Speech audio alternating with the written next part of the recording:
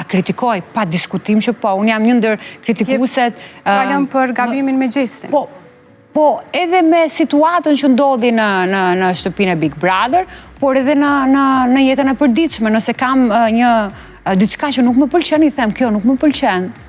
Unë mendoj ndryshe. Mos e kisha konsideru gabim të vogël, por kjo mbetet tek secili person ta vlerësoj si situatë. Por raportet me Gjestin na kanë ndryshuar. Dëgjoj, për ta cekur atë, unë shpeshherë kam shumë dëshirë për ta bërë këtë krahasimin, duke qenë që jam një ndihem vajzë Kosove, edhe ki parasysh kur je në shtëpi me vëllezërit, me motrën që ti jeton, edhe kalon shumë kohë me të, por edhe zihesh, por edhe gricesh, por edhe e shtyn ndonjëherë. Më kupton se ka situata të cilat edhe prindrit vinë edhe na janë futur në mes për të na ndarë, që na ka ndodhur rëndom. Dhe unë kam dashur gjithmonë ta përshkruaj në këtë lloj mënyre situatën që ka ndodhur. A ishte një gabim? Pa diskutim që po. Një ndër reagimet e mia shumë të forta që është bërë në atë kohë, në momentin që ndodhi kjo situatë, ka qenë reagimi im për situatën e krijuar.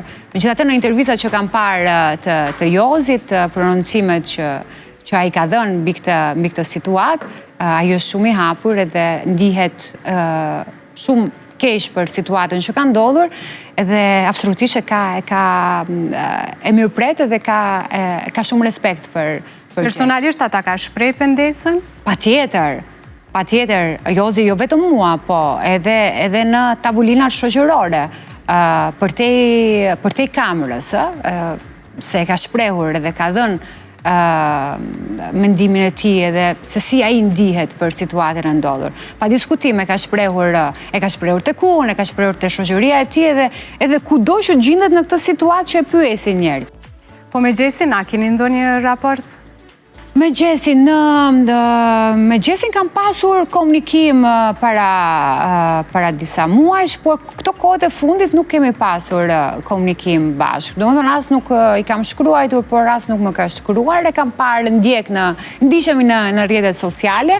Më pëlqen, është shumë energjik, shumë aktive dhe edhe ato lorat që ai i bën her pas here në Instagram. Më pëlqen, është Eksperienca aty u mbyll, po çka tash? Po tani... A ke ndonjë projekt? E pash me një intervistë që e tha që do kthehesh në Vjesht. A do të ketë një rikthem të Valponës në ekran? Në Vjesht? Po, ç'të e kishe thënë? Patjetër, Vjeshta s'ka mbaruar akoma, edhe sa të vit dimri, kemi kohë. A ke ndonjë projekt konkret apo ende je tu i shqyrtu? Patjetër që ne